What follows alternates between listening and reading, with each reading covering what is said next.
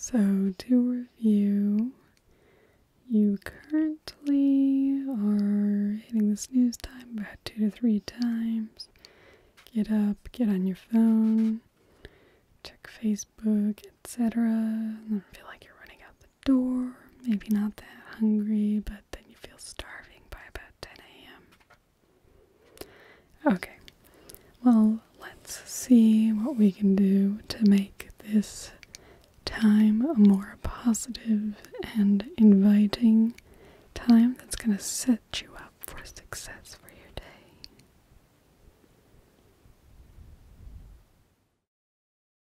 Tingles with flyby.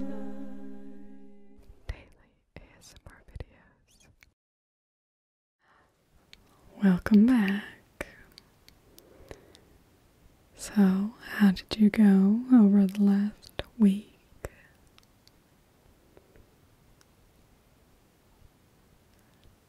Okay. Yeah, so let's just start with, okay, so you're lying in bed, and do you usually wake up with an alarm? Yeah. Okay, so then when you wake up, your alarm goes off. So how many times do you usually snooze? Maybe 2 to 3. Is that like 10 minutes each time? Okay. So then you finally drag yourself out of bed. Okay, yep. And just scrolling through Facebook, checking the news, or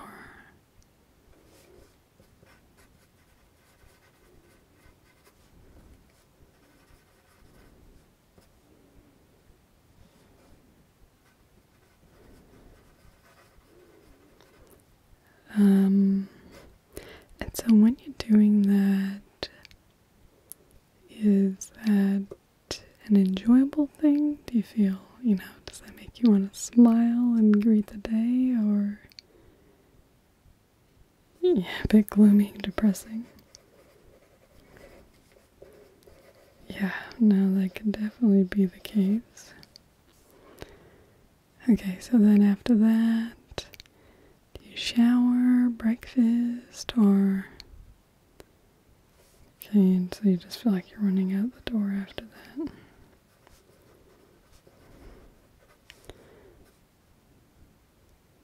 So, do you feel hungry then?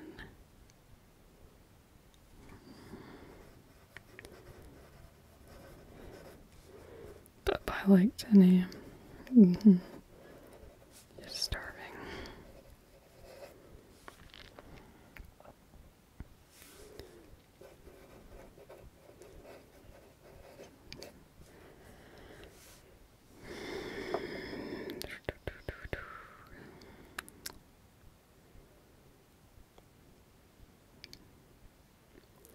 Okay, so basically, here, let me just review what I've got here. So, this is a typical work morning. You'll wake up, you might hit the snooze 2 to 3 times. It'll do 10 minutes each time.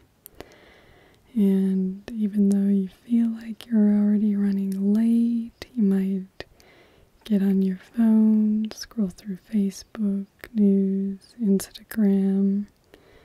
Makes you feel a bit gloomy and depressed most of the time. And then you feel like you just run out the door. And you don't necessarily feel hungry, but then by about 10 a.m., before you're ready for lunch, you're starving. Okay.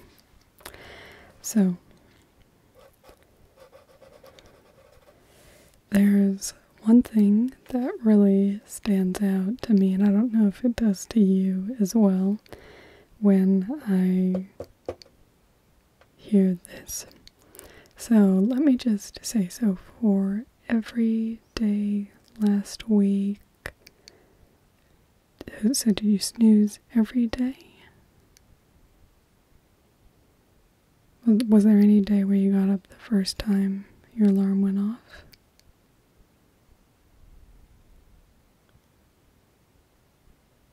Okay, or what about on the weekend? Do you have an alarm on the weekend?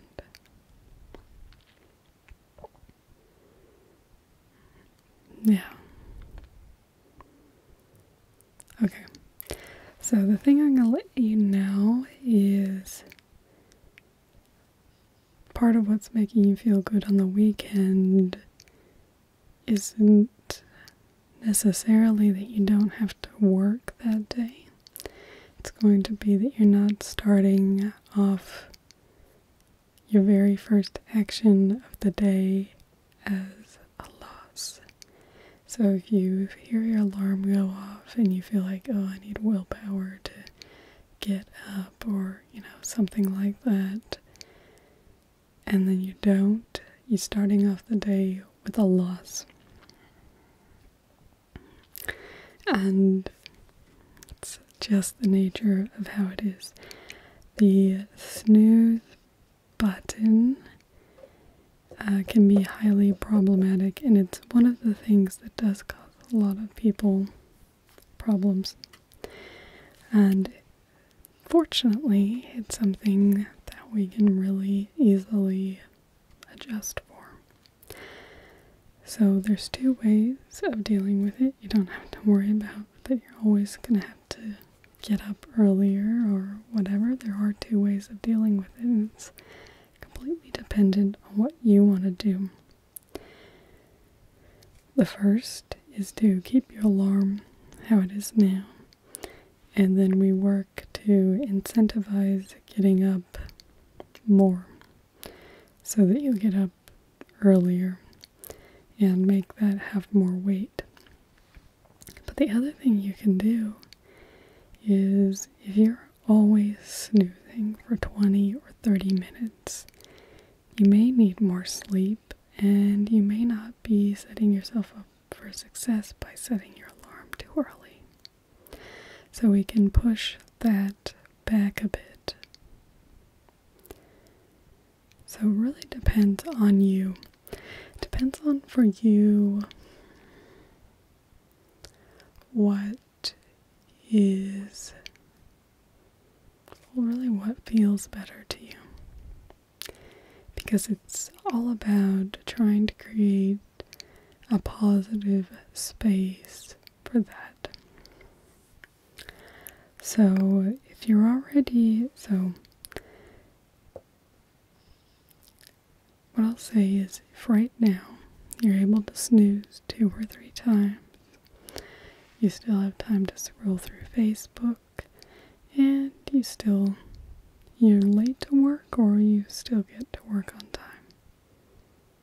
Yeah, so if you're getting to work on time, it's just saying you have enough time for us to work with here to get something done. Because we don't want, this is one of the biggest things, you don't want to try and change too much at once. You can't change everything massively at once. What you want to do is start with a really small habit and change that to kind of piggyback some more positive changes on the back there. So I think best thing to do is set your alarm 30 minutes later. Just take that extra 30 minutes. Enjoy that 30 minutes of sleep. And when you wake up, you almost already have a win. You've gotten to have 30 minutes of extra sleep. It hasn't been interrupted with a annoying alarm. Other thing we'll do. Now, a lot of people associate negative feelings with an alarm, and we're hoping to create positive feelings with your alarm. So whatever your current alarm is right now, I just recommend you choose a different one. good if it's something that kind of pumps you up, if that's something that works for you, or it can be very gentle and soothing if you need to ease into the day. You have to kind of match what you feel, not what you need. And this is the thing, you actually have to work with your personality here. Not to think, oh well, if I was a morning person, this is what it'd be like. Well, if you're not a morning person, don't worry about what a morning person would need to do. You have to worry about what you would need to do, you know, what works for you. Everything here is going to be individualized just to you, okay? Yeah, so what are we thinking? Are we thinking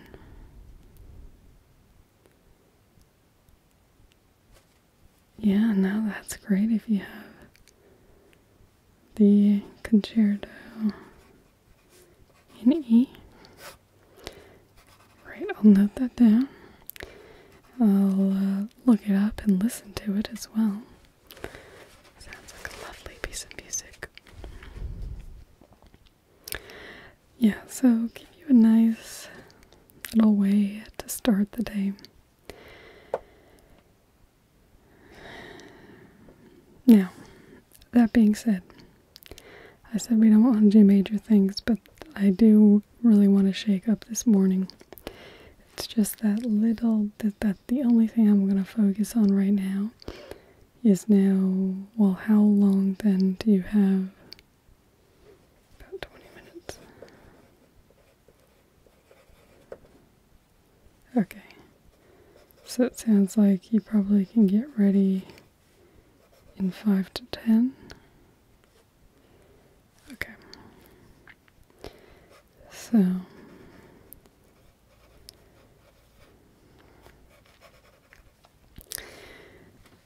now, the thing I'll notice, because if you're getting on your phone in the morning and it's just depressing you and not serving you for the day, then we want to break that habit. But the thing to understand is smartphones are very unique devices. We have wrapped up so many different things, and lots of these different things are aware of human psychology and trying to grab at you and exploit your habit-forming apparatus in your brain for their benefit. So what I like to say is we want to try and shift you away from even picking up your phone until basically, you know, you're walking out the door, pick up your phone and go. Because it'll make a huge difference to you. You'll feel very peaceful. But we have to do a few different things to get that to be in place. Obviously, your alarm then, we don't want that to be on your phone. So, an old style clock radio, you actually have one. Do you use it? No. Well, we're going to get you back using that. I remember using one when I was a kid. So you're going to use that as your alarm, which it may not actually be able to play that symphony, but it'll be a different sound, won't it? Mine was a big bit of an annoying sound, but it did wake you up. But I think there's a radio setting. Yeah, set it to a classical channel, something like that, if you want a nice chilled morning. And they always have those lovely, deep, you know, elegant voices on the classical radio. So, pull out your alarm clock. You're gonna set yourself up on that. You have happy with that, again, I want to make sure this is going to work for you. I'm not just going to prescribe something to you that you're not going to do. I need to know if you're going to do it or not. Yeah? Okay, cool. So, then, the second thing to do with this is, if you're on board for that, we're going to go back to, remember you had a good toothbrushing routine, right? Okay, so when you brush your teeth at night, I want you to plug your phone in away from, I don't want your phone to be with you in bed. Like, do you watch Netflix going to sleep or anything like that? Because that's always a little bit of a, I actually don't see much of a problem at night. It requires more willpower if you actually have the device there to not pop it open, whereas if it's out of sight, kind of more out of mind. Yeah. So we can just try it for a week, see how that goes. If you don't like it, we can, adjust. Okay. So we're going to plug in.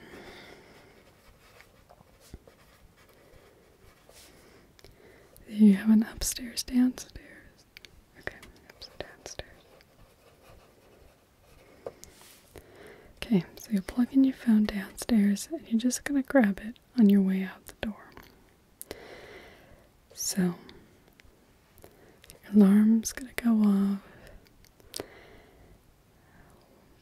There are a few different things we can put into morning routines, and you don't have the most amount of time. That you're getting hungry by 10 a.m., I think we're going to want to put some sort of food in there.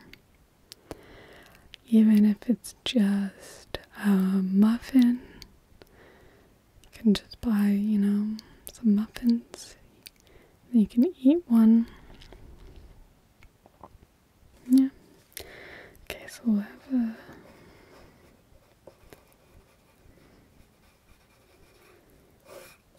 that can be just something quick to grab. Now, the other things we're going to have to kind of work our way through to see what you'd like to do. I'll just tell you about my morning routine.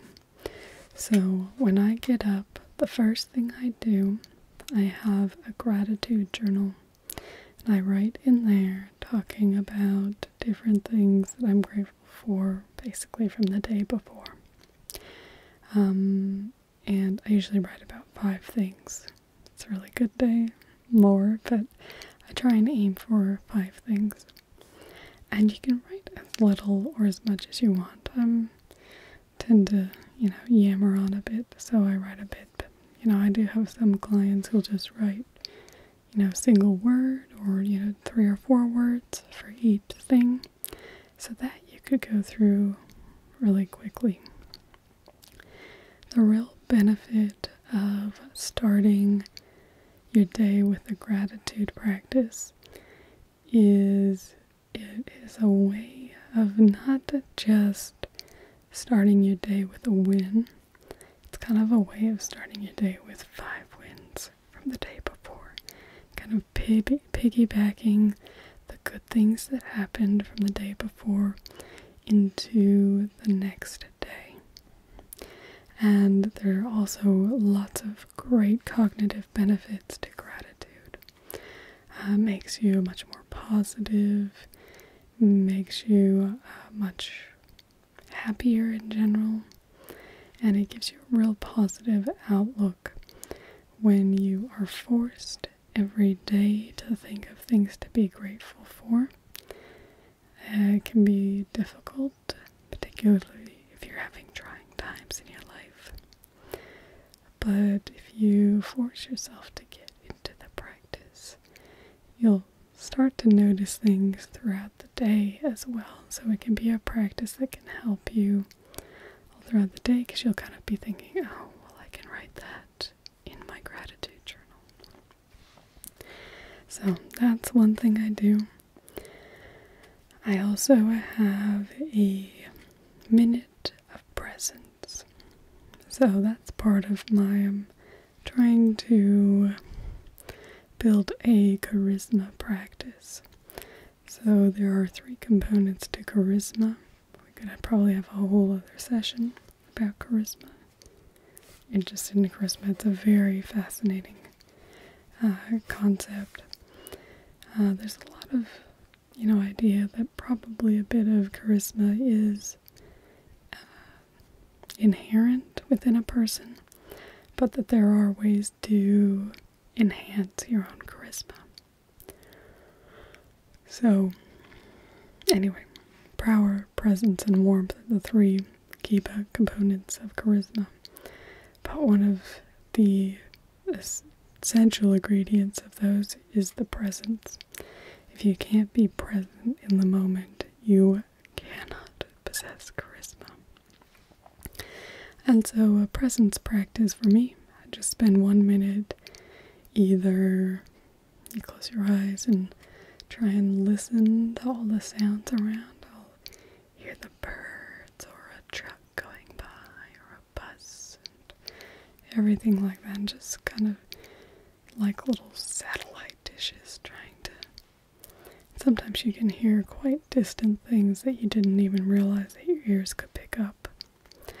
So I can do a sound one, or a breathing practice, or a focus on your toes. Most often I do the sound one. Really connects me to that present moment and the greater world around me. Now I also do a power pose every morning. This is again part of my charisma practice. Warmth I think I'm pretty natural with, so it's my way of trying to increase my presence and my power. So power pose, basically I'll put my hands on my hips, Superman style. Then there's also the kind of celebration pose with your arms up. So I'll do 2 minutes in Superman pose and then 1 minute with arms up. Very tiring with your arms up, but you have to celebrate so you're ready for any champion moments that come along. Power poses are very beneficial. They are shown to increase your testosterone. They're shown to make you better to be around. So there was a study that was done where half of the participants were told to do a power pose for 2 minutes, just 2 minutes before going into an interview. And the interviewers didn't know, who had the power poses and who didn't. But by far, the people who did the power poses were seen as more engaging, more interesting. And part of it is our psychology. It's when we take up space, we value ourselves more. We find ourselves more interesting. We find ourselves more engaging. Like ourselves better. You have a little bit more swagger. And so a power pose can be very helpful. So that takes me about 3 minutes each morning. I also have a yoga practice in the morning. Obviously yoga take a bit longer. There are short little practices you can do. So if you wanted to do a yoga or a short walk, we could play around with that. Even if you do just 5 minutes, those things can be really good for your mental health and really good for just getting you into a fresh state of mind. Yeah, for me, I also then have breakfast, getting dressed, and looking at my goal sheet. which we'll talk about another time. I'll probably get you set up on one of those eventually, but for right now, we just want to get our morning routine nailed down. So those are what I have, but you can also do other things if you like to do, push-ups. If you want to dance, you could have a song you love to dance to. You could get up and, dance for 3 minutes each morning. I could sing a song. People do practice. You could do, calligraphy practice, instrument practice. You could read a book. Or even, if you could have breakfast. I have some clients who are sitting down to have breakfast with their partner or with their kids. Very important to them.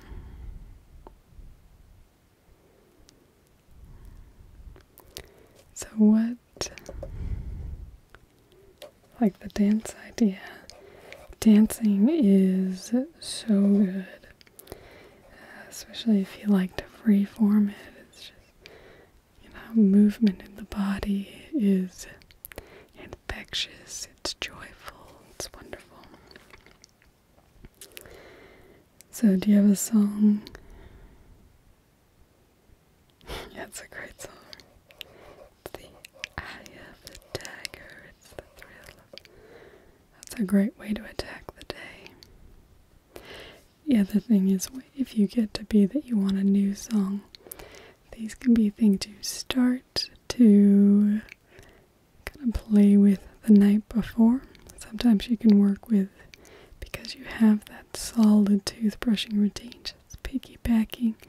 Okay, put our phone downstairs, but also I'll choose this song that I'm going to play. Yeah. So dancing. Got your muffin breakfast. Yeah, because I don't want you starving by 10 a.m. I think we should start with 3 things. It's a nice mental number. Yeah, I think you want to try out gratitude. I think gratitude it's a great practice. It really does help with just setting your mind in the right direction. And you can always be grateful for the dancing you just did, if you do it in that order. For me, it's easiest when I first wake up before I even get out of bed. I like to do my gratitude. So again, with your gratitude, then you'll want to go and buy a specific journal. Do it on paper. There are lots of apps and that sort of thing. It can be tempting, but your phone is going to be downstairs on charge. So you'll need something to write it on paper. And believe me, it'll be so much better that way. So much better. Speak this from my own experience. I tried from the longest time. I had this app called the Bliss app, and I used to use it all the time, and it's a really great app, but the problem is whenever you go onto your phone, computer, tablet, whatever it is, there's not just one app on your phone. There's lots of apps and lots of things that want to draw your attention to something else. And there's lots of habit loops there, and the cues are almost always there on your screen. It's your notifications or something like that. So if you never actually touch or open your phone, you can avoid those cues from our habit cycle. So if we avoid the cue, then we avoid the routine. And it's driven because we love to see that we have no notifications. It's a little hit of dopamine we get from that. just the way it is. So, just to review, these are your take-homes for today. You're going to go home. You are going to set your alarm on your actual alarm clock. And we're going to set that 30 minutes later. You're going to sleep in and feel so good. Then, each night, your phone is going to go on charge downstairs. When you wake up in the morning, you'll do a gratitude practice, a muffin breakfast, and dance to one song. Maybe while you're getting ready, or, before or after. And then you'll be heading off to work. And that's it. Just those, your gratitude, dancing, and muffin. That's going to be your morning routine. Those are going to be your 3 wins. You get those 3 done, you're going to have 3 wins every morning. And then I just want you to notice how it feels doing that. Just compare it to this last week, okay? I think it'll really help. So, does that sound good? Wonderful.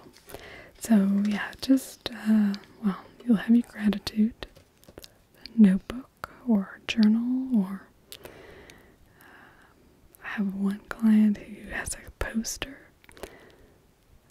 They like to more paint their gratitude. Anyway, obviously do it how you want to, what that means for you. And I think it'll really help you out. Oh, my pleasure. We will get some new habits in place for you and really enjoy that 30 minutes that you sleep in every morning. You deserve it. You don't deserve to start off the day feeling bad that you want to sleep longer. You deserve to sleep. Your body needs sleep, so give yourself that sleep. And then just take it from there. Oh, well, it's been my pleasure. And I look forward